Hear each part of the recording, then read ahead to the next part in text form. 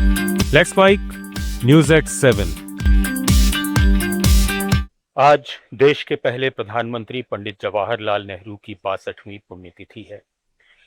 लोकसभा में नेता प्रतिपक्ष राहुल गांधी ने सोशल मीडिया प्लेटफॉर्म पर नेहरू को याद करते हुए कहा कि उन्होंने आधुनिक, समावेशी और प्रगतिशील भारत की नींव रखी।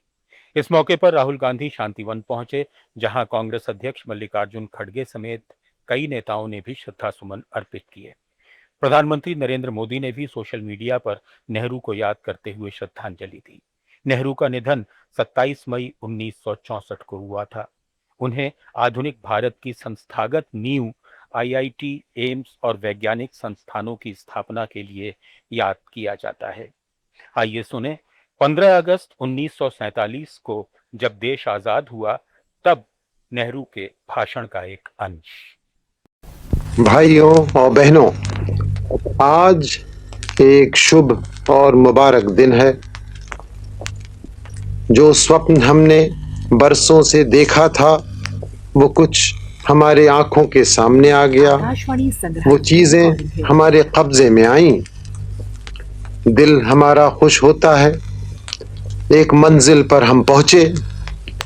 ये हम जानते हैं कि हमारा सफर खत्म नहीं हुआ, अभी बहुत मंजिलें बाकी हैं, लेकिन फिर भी एक बड़ी मंजिल हमने पार की और ये बात तय हो गई कि हिंदुस्तान के ऊपर कोई गैर हुकूमत अब नहीं रहेगी।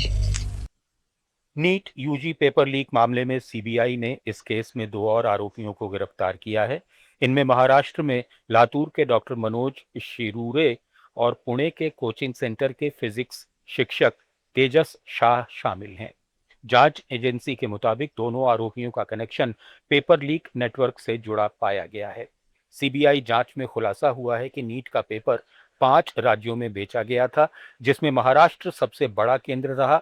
उसके बाद राजस्थान का नंबर आता है। एजेंसी अब पूरे नेटवर्क और पैसे के लेन देन की जांच कर रही है। अब तक इस मामले में कुल 13 गिरफ्तारियां हो चुकी हैं और 49 जगहों पर छापेमारी की गई है। इस मामले की जांच अभी जारी है और बड़े खुलासे होने की संभावना जताई जा रही है। ईडी ने आज केरल के पूर्व मुख्यमंत्री और वर्तमान विपक्ष के नेता पिनराई विजयन के तिरुवनंतपुरम और कन्नूर आवासों समेत करीब 10 ठिकानों पर छापेमारी की। यह कार्रवाई Cochin minerals and rutile limited से जुड़े मनी लॉन्ड्रिंग मामले में हो रही है, जिसमें पिनराई की बेटी वीणा विजयन की कंपनी एक्सालॉजिक को बिना किसी सेवा के करीब 1 करोड़ 72 लाख रुपए दिए जाने का आरोप है। सीपीएम ने इन छापों को भाजपा की राजनीतिक साजिश बताया, जबकि सत्ता पक्ष इसे भ्रष्टाचार की जांच बता रहा है। ये कार्रवाई केरल हाईकोर्ट द्वारा कंपनी की याचिका खारिज करने के एक दिन बाद हुई है। इस कार्रवाई के दौरान तिरुवनंतपुरम में सीपीएम कार्यकर्ताओं ने ईडी अधिकारियों के वाहन पर हमला किया और हंगामा मचाया।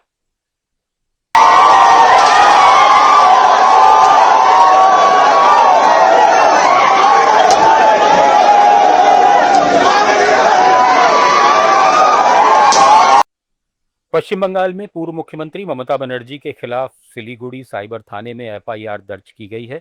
ये मामला 2025 में कोलकाता में हुए ईद कार्यक्रम के दौरान दिए गए कथित बयान से जुड़ा है, जिसमें उन पर हिंदू और सनातन धर्म को लेकर आपत्तिजनक टिप्पणी करने का आरोप लगाया गया है।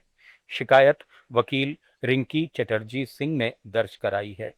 टीएमसी नेता अत्रि शर्मा ने कहा कि शिकायत करना हर किसी का अधिकार है। देश भर में 29 मई से 5 जून तक भारत के 80 से 90% हिस्सों में प्री मानसून बारिश होने की संभावना जताई गई है। हालांकि मानसून अभी तक केरल नहीं पहुंचा है, जबकि भारतीय मौसम विभाग ने 26 मई तक इसके पहुंचने का अनुमान लगाया था। मौसम वैज्ञानिकों के मुताबिक दक्षिण मध्य अरब सागर में बने चक्रवाती सर्कुलेशन की वजह से मानसूनी बादल कमजोर पड़े हैं, लेकिन अगले 2-3 दिन में मानसून आगे बढ़ सकता है। वहीं European centre for medium range weather forecast के अनुसार दक्षिण भारत, पूर्वी भारत, पूर्वोत्तर और बंगाल की खाड़ी में लगे इलाकों में अगले कुछ दिनों में अच्छी बारिश के संकेत हैं। दूसरी ओर उत्तर भारत में गर्मी का कहर जारी है। बांदा 47.4 डिग्री तापमान के साथ देश का सबसे गर्म शहर रहा, जबकि श्रीगंगानगर में पारा 47 डिग्री तक पहुंच गया। न्यूज एट 7 में फिलहाल इतना ही। जुड़े रहिए लेट्स माइक के साथ।